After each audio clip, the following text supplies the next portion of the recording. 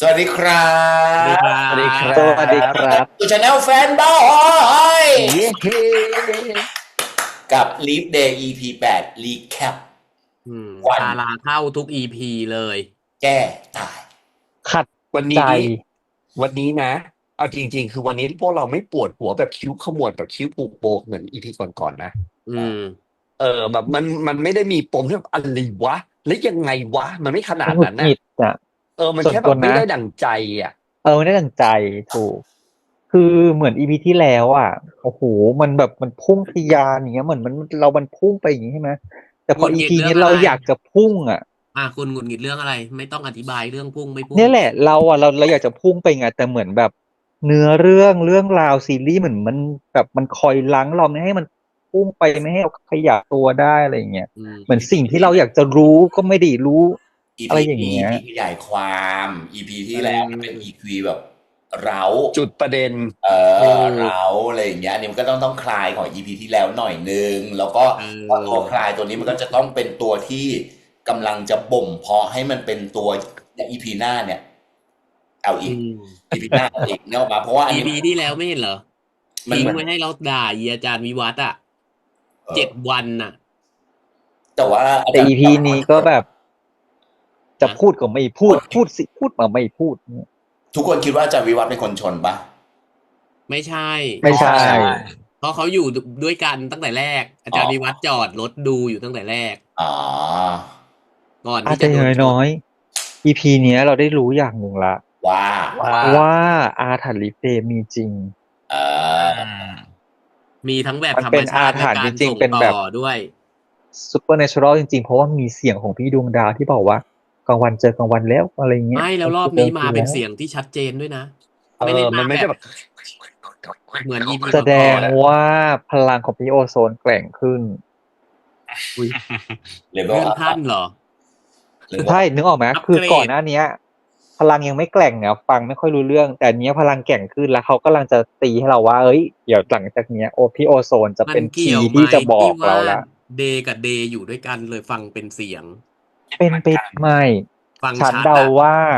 ฉันเดาว่าพี่โอโซนอ่ะเดี๋ยวพอแกร่งขึ้นเรื่อยๆอ่ะพอตอนท้ายอ่ะท้ายๆเรื่องอ่ะพี่โอโซนจะเป็นคนที่รู้เลยว่าอะไรที่จะต้องแก้ยังไงเป็นแม่หมพี่อโอโซนจะกลายเป็นซูเปอร์เซย่าเหรอวูเอดูอไม่แล้วมันไม่แกร่งไม่เหมาะขึ้นเพราะอะไรเลยอ่ะแกร่งขึ้นอันนี้ด้วยแอบคิดเหมือนลุงนะว่าเพราะว่ากลางวันกับกลางวันเจอกันกลางคืนกับกลางคืนเจอกันเสียงมันเลยสตรองขึ้นเสียงมันเลยชัดขึ้นอันนี้ลุงแอบคิดแบบนั้น อ๋อเหรอไม่คนละอย่างแต่อันเนี้ยเหมือนแบบพอพี่โอโซนรู้ว่าเฮ้ยกลางวันอยู่กับกลางวันอ่ะเรื่องมันไม่ดีละเพราะฉะนั้นเขาเลยไม่ค่อยอยากให้กลางวันอยู่กับกลางวันหรือเปล่า กลางวันกลางคืนต้องรักกันกลางวันกไม่ลางคืนรู้ต้องรักกันแต่ว่าเนี่ยเหรอที่พี่โอโซนพี่โอโซนเขาไม่อยากให้อยู่ด้วยเพราะว่าอีคุณกฤษมันเข้ามาแบบเลวไงไม่ดีไงมันไม่ได้อันเข้านั้นคือมาแบบดีเรื่องหนึ่ง ทั่วไปคาแรคเตอร์ตัวละครน่ะนั่นคือเรื่องหนึ่งอันนี้ก็เป็นหนึ่งอย่างที่ทำให้กลัวเหมือนกันอะไรอย่างนี้อันเนี้ยพี่โอโซนต้องเป็นคีย์สำคัญคือเมื่อกี้วันเนี้ยที่อินเมื่อดิเคกี้ที่ลุงเตอร์มันถามว่าชัดไงทำไมถึงพลังแกร่งขึ้นเรื่อยมๆก็เหมือนกับเรื่องถ้าฉันดูละครก็จะเหมือนกับแบบว่า เอ้ยพออายุ20แล้วจะแบบเหมือนมีพลังมากขึ้นแล้วอาจจะควบคุมพลังได้นู่นอะไรอย่างนี้ไอ้นั่นมันมีเหมือทฤษนมีแต่เฎีของด็กมันนะอธิบายไงแต่อันนี้มันไม่มีไง ก็เลยอยากถ้ามันแกร่งขึ้นน่ะมันแกร่งขึ้นด้วยอะไรๆด้วยระยะเวลา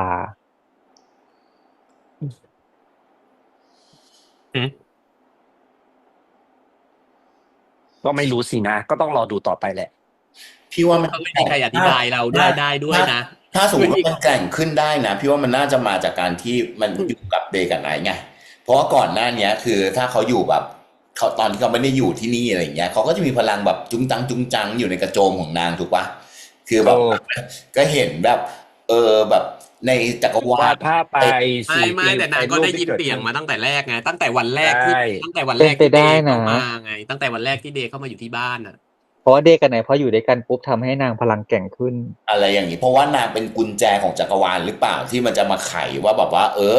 ลีฟเดย์ที่มันเกิดขึ้นกับเคสเนี้ยมันจะแก้ยังไงอะไรอย่างเงี้ยเพราะว่า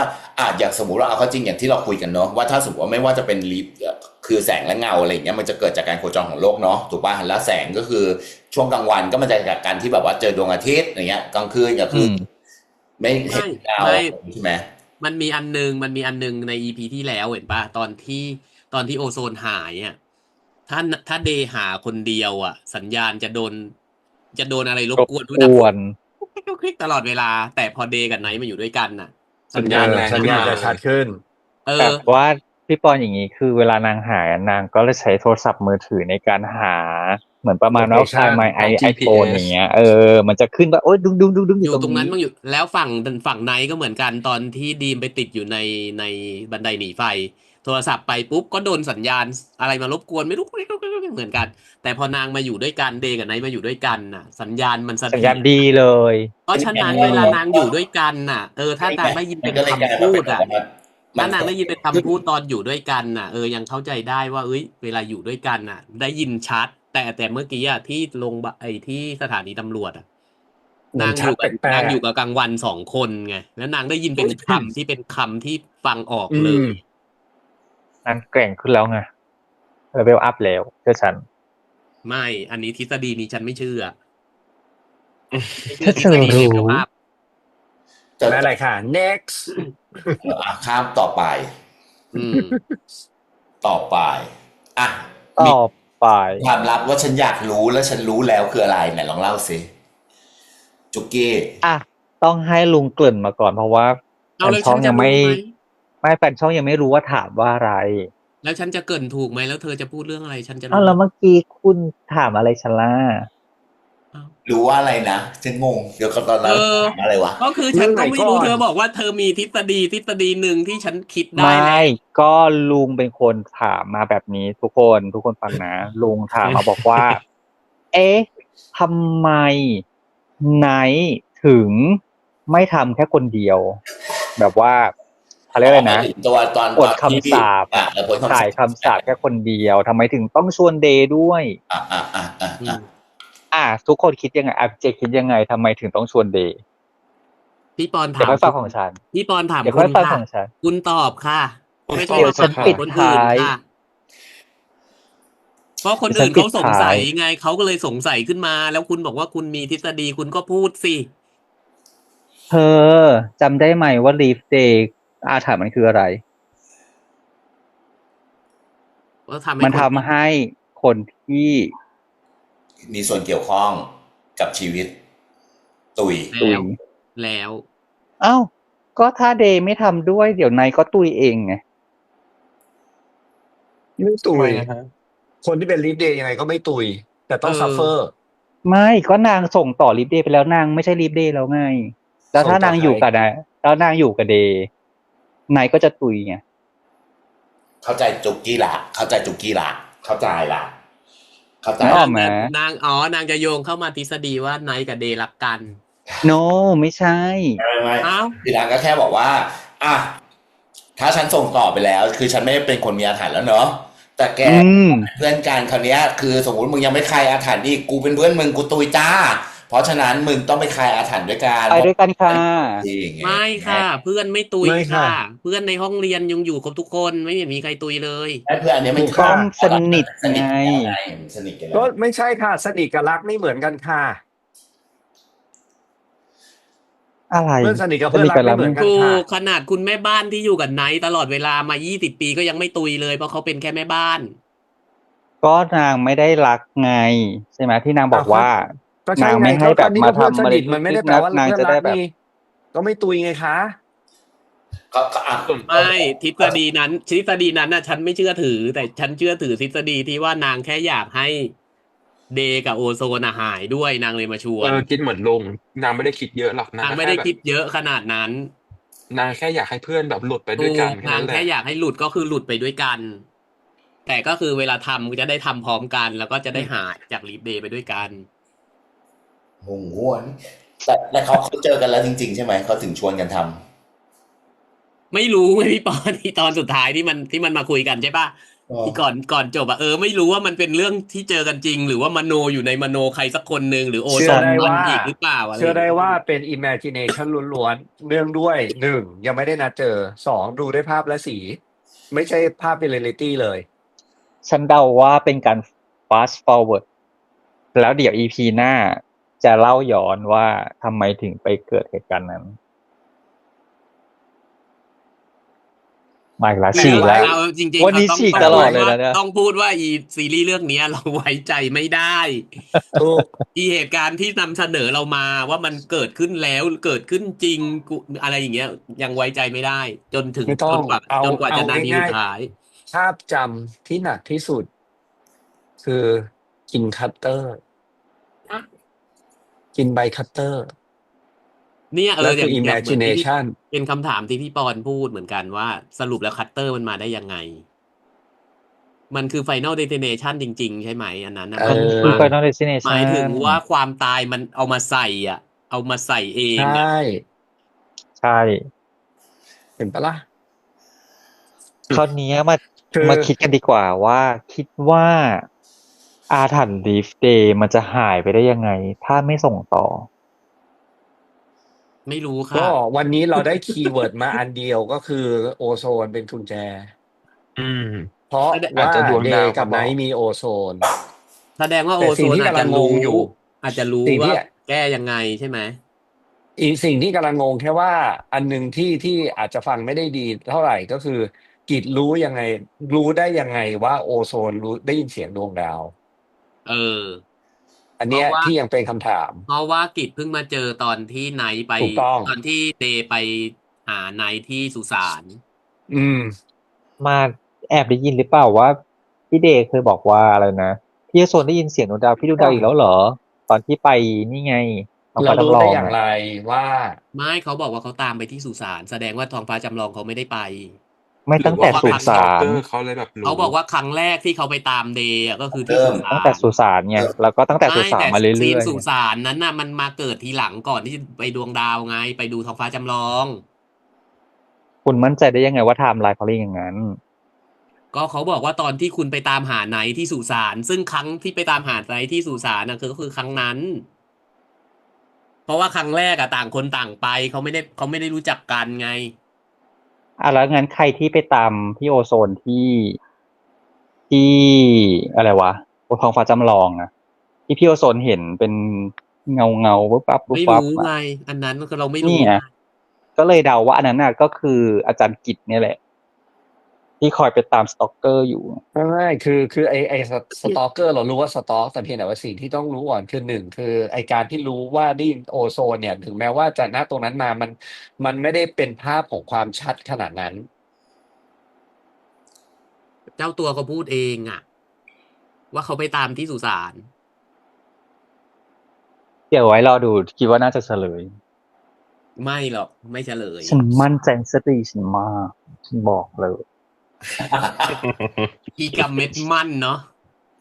มั่น แก้วมังกรค่ะ แต่เดี๋ยวปู่มั่นออกมาคลอดด้วยค่ะ จริง แต่ถ้าอันนั้นน่ะไอ้ที่แก้ลีดเดย์อ่ะน่าจะง่ายๆเลยคือคนที่เป็นลีดเดย์ตุย ว้าย เขาไม่ได้เรียกวิธีแก้นั้นน่ะถ้างั้น ไม่ นะ ได้วิธีการจบปัญ ไม่ หา แค่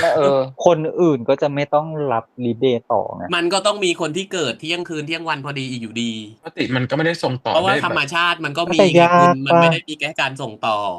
คือจริงๆแบบมันมีเกิดธรรมชาติอยู่แล้ว แต่เพียงแต่ว่ามันก็มีในกรณีที่อย่างที่บอกไงว่าทำให้เกิด อืม ไม่หมายถึงว่าถ้าเกิดว่า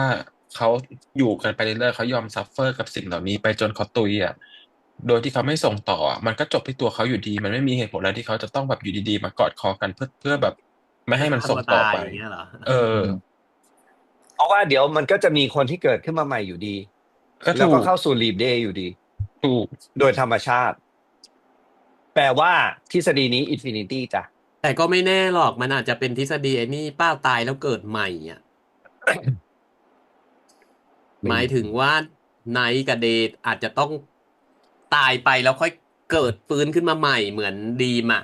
อินคาเน อ๋อ ชัน แล้วก็ เหมือน ปั๊ม ป หัว ระ ใจ มาณ ขึ้น ว่า มา เหมือน เดิน ประ ไป มาณ ขา ว่า ไม่ คู่ inhalation คู่ ค่ะ ลีดเดย์อ่ะจะต้องมีแค่คู่เดียว แต่ว่าถ้าคนหนึ่งถ้าจะไม่เกิดขึ้นใหม่เลย ถ้าคนที่มีอยู่ไม่ตุยถูกไหม ฮะ เอาใหม่ ถ้าคนที่มีอยู่ไม่ตุยคืออะไรวะ คนที่เป็นลีดเดย์อยู่ไม่ตุยไปยังไงก็ไม่มีทางที่จะมีลีดเดย์2 คนไม่ได้ เพราะว่าอันนี้คือการเกิดจากการส่งต่อถูกไหม ใช่ เดย์กับไนท์ เอ อ่ะ อะ มัน เกิด ก็ จาก เลย การส่ มี งต่อ แต่ไนท์อะเกิดธรรมชาติไง ทำไมนะ คือมันต้องเริ่มมาจากอาจารย์หมอวิวัฒน์กับคุณกิตติภพ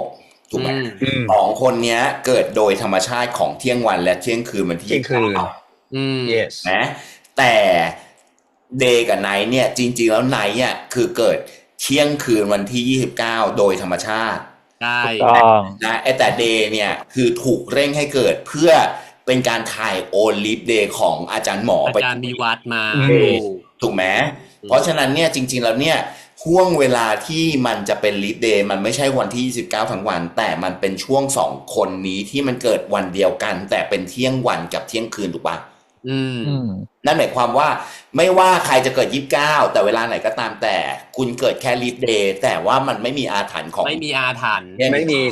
12:00 เออ ใช่ แต่ ใช่ ว่าจริงๆแล้วที่มันจะเกิดขึ้นได้ก็คือช่วงเวลาที่2คนนี้เกิดตรงกันเท่านั้น อืม อืม ถูกไหมแล้วมันจะแก้ได้ก็ต่อเมื่อ2คนเนี้ยมาเจอกัน แล้วก็จะต้องมีคนอย่างโอโซน อย่างถ้าสมมติอันนี้นะเดย์กับไนท์นะถูกไหมมันจะต้องมามีคนอย่างโอโซนที่มันจะเป็นกุญแจที่จะไขออกว่าไอ้ที่แบบคือปลด แต่ต้องอย่างใด ของอาถรรพ์เดย์ของ2คนนี้ออกไป อืม ถูกไหมขอเดาเลยนะ EP สุดท้ายเนี่ยมันจะต้องมีแบบว่าคนเกิดเที่ยงวันกับเที่ยงคืนนะของวันที่29เหมือนกันเนี่ยหรอกปะแต่อยู่ๆก็แบบจบเรื่องแล้วนะแต่ว่าก็มาแบบคลอด จุติ อะไรอีกทีหนึ่งอะไรอย่างเงี้ย เพื่อเป็นลิฟเดย์คนต่อไปอย่างเงี้ย อะไรอย่างเงี้ย Next ถ่ายตะขาบอะไรอย่างเงี้ย หรืออาจจะจบแบบปลายเปิดก็ได้นะพี่ปอน คือ ไม่รู้ว่าสรุปแล้วแก้ได้ยัง อะไรอย่างนี้อะไรอย่าง อะไร นี้ อย่างเงี้ย แล้ว แต่ส่วนตัวว่าเขาจะจบแบบแพ แต่ ตตี้แน่เลย แต่ลุงว่าจบ จบ แบบ ที่รุ่นนี้ จบแบบสรุปว่าแก้ได้แล้ว แต่ทิ้ง เออ ไว้ว่ากำลังจะเกิดเหตุอีก อะไรอย่างนี้ ให้เชื่อว่าแก้ได้แล้วแต่สุดท้ายคือยังไม่ได้แก้อะ แล้วก็มี จบ มันจบที่รุ่นเราเหรอ Destination อืม ให้มั ไม่ น เอา จ ก็ บ คือ ที่ แล้ว รุ่น คือสิ่งที่มันเกิดขึ้นน่ะโอเคมันเป็นอย่างที่อ้นบอกก็ถูกแล้วมันก็คือมันเป็นเหมือนกับ Infinity เนอะคือ non stop เนอะคือถ้าสมมติเมื่อไหร่ที่มันเกิดขึ้นโดยที่ความบังเอิญเกิดขึ้นคือมี2คนเกิดขึ้นในช่วงเที่ยงวันกับเที่ยงคืนอะไรอย่างเงี้ยไม่ว่าจะเป็นลิฟเดย์ปีนี้หรือลิฟเดย์อีก4 ปีข้างหน้า หรือลิฟเดย์มันก็สามารถเกิดขึ้นได้อยู่ดีถูกป่ะอืม โอเค ก็เท่ากับว่าตอนเนี้ยณตอนเนี้ยคนที่มีคำสาปลิฟเดย์ตอนนี้มี3 คนนะ ใช่ เพราะว่ามีตากิจมาด้วย1 คน คุณกิตติภพเนี่ยสรุปว่าปี 2511 เนี่ย เป็นปีแบบเป็นปีที่มีลิฟเดย์จริงๆไหม ปีเกิด เขาน่าจะหามันแล้วแหละเนาะ เขาหามาแล้วแห เช็ค ละ เลย เป็นปีเกิดเขา เดี๋ยวนะ เอ๊ะ 2020อะลีดเดย์ไง16ใช่ป่ะ12ว่ะ เอาแล้วไง ถูกไหม แล้วก็เป็นวัน เพราะว่าถ้าตามรูปภาพที่โอโซนวาดอะปี2020ใช่ป่ะ อืม มีจริ เอง อ หรอ ตกลงปีอะไร 2511นะมีวันที่ อ้าว 29เดือนกุมภา อ้าวแล้ว2020 16 12สิ เดี๋ยวกันนะ มันบวกคือ4 ปีมีครั้งใช่ป่ะ ใช่ ZO อ่ะ 16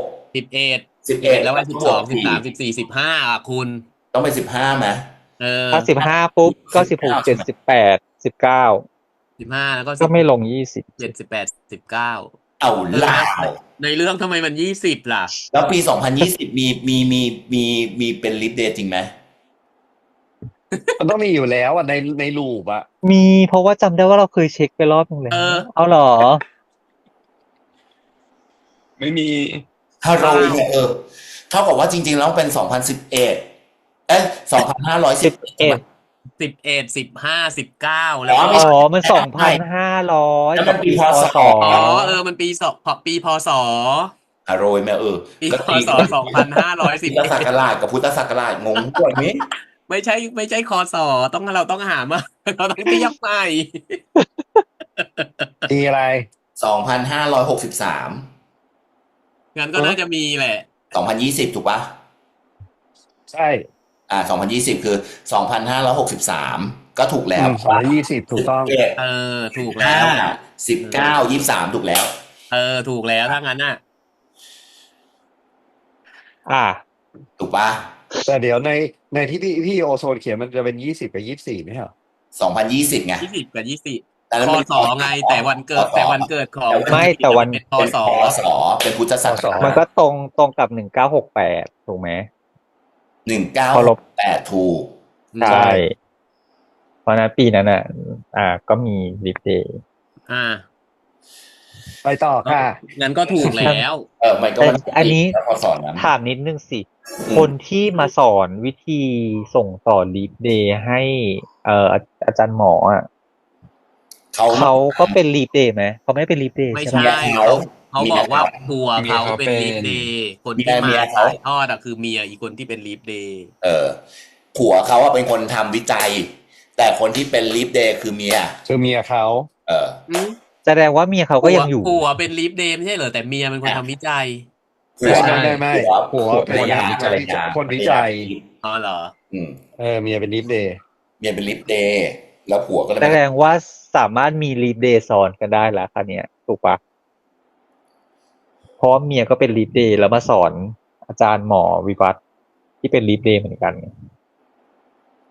แต่ว่าลีฟเดย์ไม่จำเป็นต้องมีคู่เดียวละ ใช่ดิ ใช่ไงเพราะนี่ไงอีคุณกิตก็ยังเป็นลีฟเดย์อยู่เลย ไม่แต่อันนี้มันคือลีฟเดย์ที่เกิดจากการส่งต่อไงแต่อันนี้หมายความว่าเขาเป็นลีฟเดย์ที่เกิดด้วยธรรมชาติเนี่ยมัน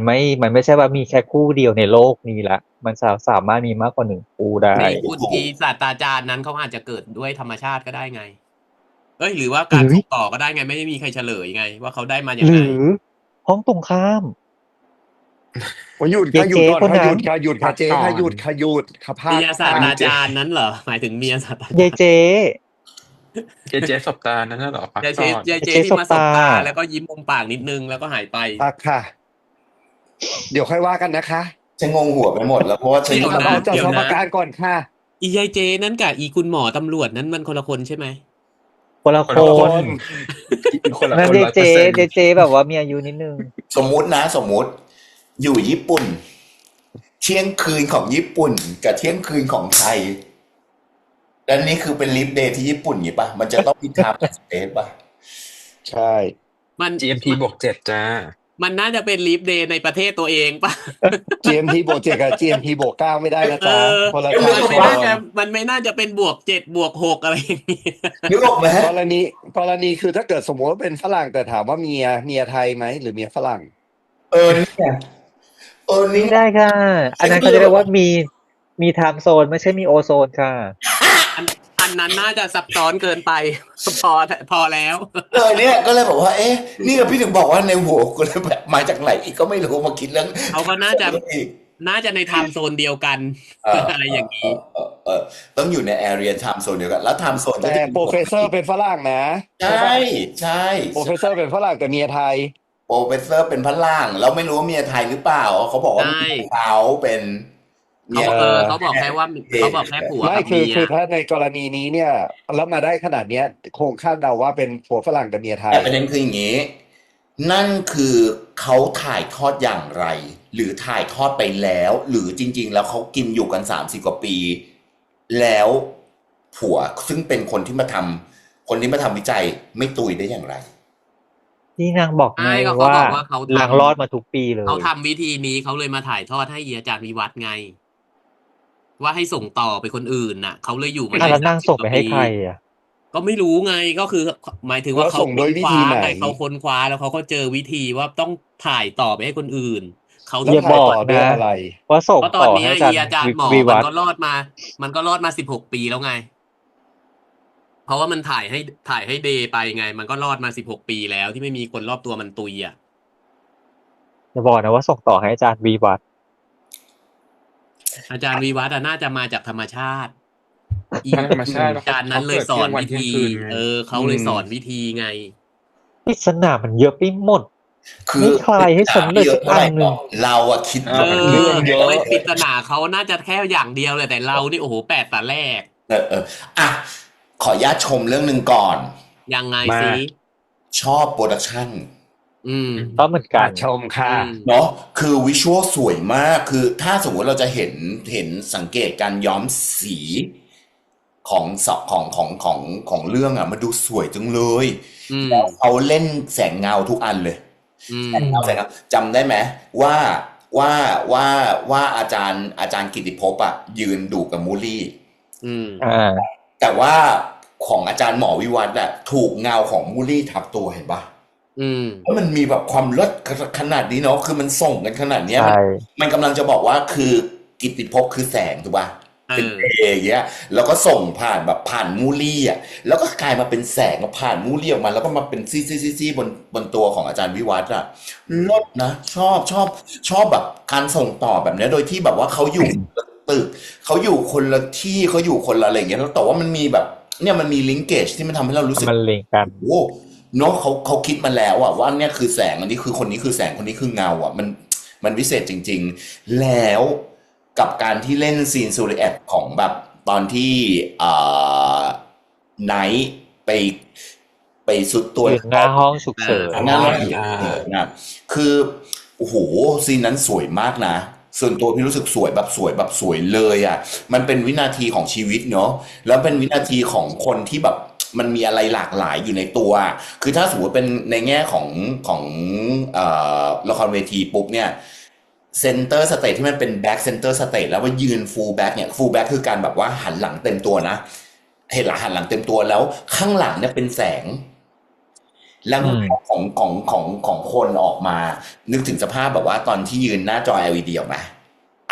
แล้วจะเป็นแสงเปิดออกมาแล้วก็มีเงาอยู่คนคือไม่เห็นหน้าไม่เห็นอะไรเห็นแต่เอาไลน์ของเราที่พอที่เป็นเส้นอะไรอย่างเงี้ยหูมันเท่จังเลยอ่ะสวยมากแล้วคือบอดี้ไลน์ของดิวมันสวยมากเนาะหนักสูงดิวหล่ออะไรเงี้ยมันเลยกลายมาเป็นแบบหูซีนนั้นเท่มากแล้วก็ยืนเซนเตอร์ตรงที่ประตูที่มันเป็นประตูพอดีเห็นไหมโอ้มันแบบเนี่ยคือแบบเซนเตอร์ออฟเดอะเซนเตอร์จริงๆอะไรเงี้ยมันเลยกลายมาเป็นแบบหูแล้วทุกคนมุ่งความสนใจไปที่ตัวละครตัวนั้นซึ่งเขาเป็นไหนเพราะฉะนั้นเขาต้องเป็นเงาคือแบบโอ้โหพี่เลยแบบโอ้โหไม่ตีความแบบทุกมิติจริงๆอะไรเงี้ยโอ้โหแบบสวยแบบสวยเลยอะแล้วก็ต้องยอมแสงเรื่องนี้นะเ